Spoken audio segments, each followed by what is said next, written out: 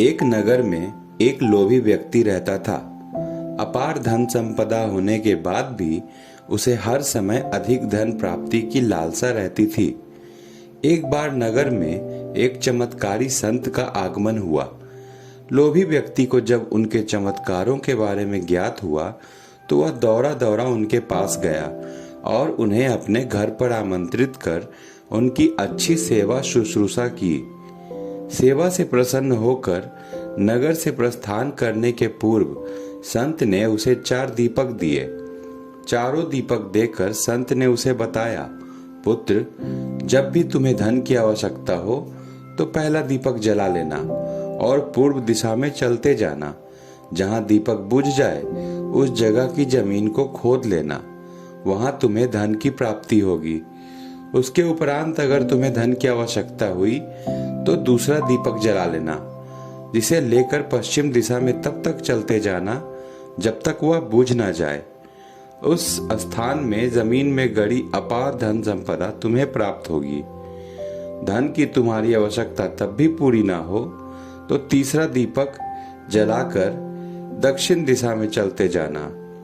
जहां दीपक बुझे वहां की जमीन को खोदकर वहां का धन प्राप्त कर लेना। अंत में तुम्हारे पास एक दीपक और एक दिशा शेष रहेगी, किंतु तुम्हें न उस दीपक को जलाना है और न उस दिशा में जाना है। इतना कहकर संत उस व्यक्ति के घर और उस नगर से प्रस्थान कर गए। संत के जाते ही व्यक्ति ने पहला दीपक जला लिया और धन की तलाश में पूर्व दिशा की ओर चल पड़ा। एक जंगल में दीपक बुझ गया। वहां की खुदाई करने पर उसे एक कलश प्राप्त हुआ। वह कलश सोने के आभूषणों से भरा हुआ था। लालची व्यक्ति ने सोचा, पहले दूसरी दिशाओं का धन प्राप्त कर लेता हूँ, फिर यहाँ का धन ले जाऊंगा। वह कलश वहीं झाड़ियों में छुपाकर उसने दूसरा दीपक जलाया और पश्चिम दिशा की ओर चल पड़ा। एक सुनसान स्थान में दीपक बुझ गया। लालची व्यक्ति ने वहां की जमीन खोदी। उसे वहां एक संदूक मिली जो सोने के सिक्कों से भरा हुआ था। लालची व्यक्ति ने उस संदूक को उसी गड्ढे में बाद में ले जाने के लिए छोड़ दिया। अब उसने तीसरा दीपक जलाया और दक्षिण दिशा की ओर चल पड़ा। वह दीपक एक पेड़ के नीचे बुझ गया। वहां खुदाई करने पर उसे एक घड़ा मिला जो हीरे मोतियों से भरा हुआ था। इतना धन प्राप्त करने पर वह व्यक्ति खुश तो बहुत हुआ, किंतु उसका लोभ और बढ़ गया। वह अंतिम दीपक जलाकर उत्तर दिशा की ओर जाने का विचार करने लगा, जिसके लिए उसे संत ने मना किया था।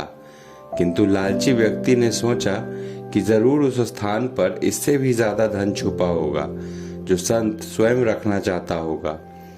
मुझे तत्काल वहां जाकर उस धन को अपने कब्जे में ले लेना चाहिए। उसके बाद सारा जीवन ऐशो आराम से बिताऊंगा। उसने अंतिम दीपक जला दिया और उत्तर दिशा की ओर बढ़ने लगा। चलते चलते वह एक महल के सामने पहुंचा। वहां पहुंचते ही दीपक बुझ गया। दीपक बुझने के बाद लालची व्यक्ति ने महल का द्वार खोल लिया और महल के भीतर प्रवेश कर महल के कक्षों में धन की तलाश करने लगा। एक कक्ष में उसे हीरे जवाहरातों का भंडार मिला, जिन्हें देखकर उसकी आंखें चौंधी आ गई।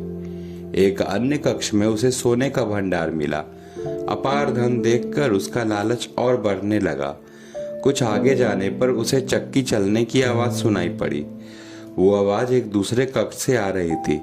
आश्चर्यचकित होकर उसने उस दूसरे कक्ष का दरवाजा खोल दिया। वहां उसे एक वृद्ध व्यक्ति चक्की पीसता हुआ दिखाई दिया। लालची व्यक्ति ने उससे पूछा, तुम यहाँ रहते हो बाबा? क्या थोड़ी देर तुम चक्की चलाओगे?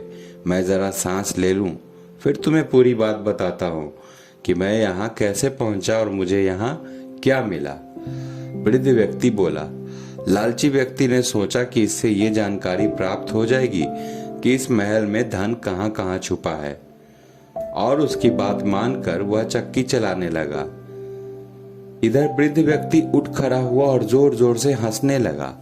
उसे हंसता देख लालची व्यक्ति ने पूछा, ऐसे क्यों हंस रहे हो? यह कहकर वह चक्की बंद करने लगा।